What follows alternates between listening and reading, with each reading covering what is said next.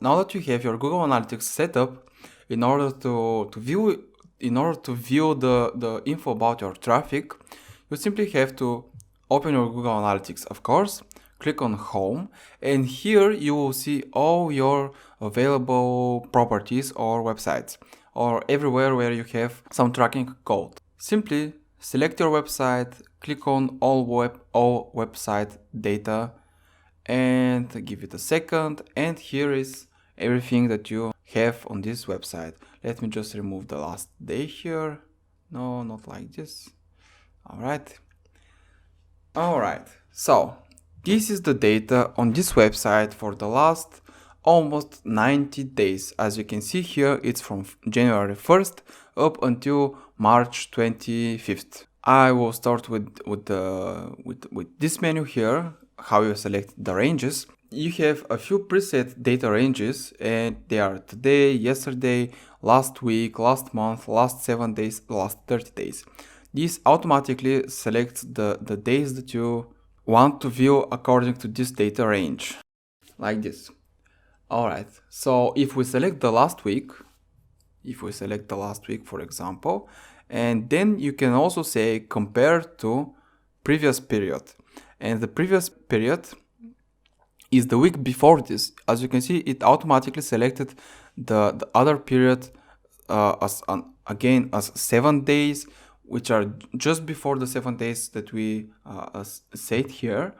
And if you want to edit this, you simply have to change the dates here. Alright, let's first apply it so that you can see that now we have two different graphs. Alright, so now we have two different graphs, both on the same scale, and you can easily make conclusions. So is your traffic rising or not during these 2 weeks?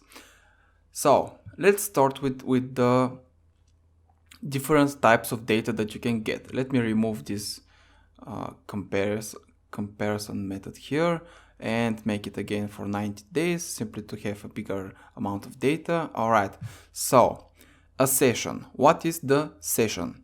A session is when you open a website, and no matter how long you stay on this website, no matter how many pages you view on this website, it is one session. If you close the website and then you open it again, that will be your second session. Alright? The users, of course, this is how many unique users you had during the selected time period. So for the last 90 days, I had about 120,000 users on this particular website. Page views, we saw the page views in the AdSense Analytics, but we didn't have the sessions there. So page views, like we said, these are the how many pages a user viewed during his session. As you can see, the page views number is higher than the sessions number, and here you can see the average pages per session. So we had 120,000 sessions, 307,000 page views, and this is an average of 2.55 pages per session. Average session duration. Of course, it's very obvious what this means.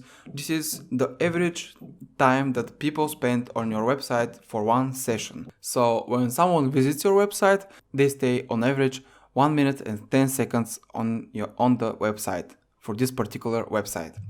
This isn't much, but like I explained in one of the videos about AdSense, I really don't care about this. I care about the people that come on my website and that they click on my ads. The last thing that you can see here is the bounce rate. So the bounce rate is what percentage of your users through somewhere, somehow, and they left your website without opening anything else on your website.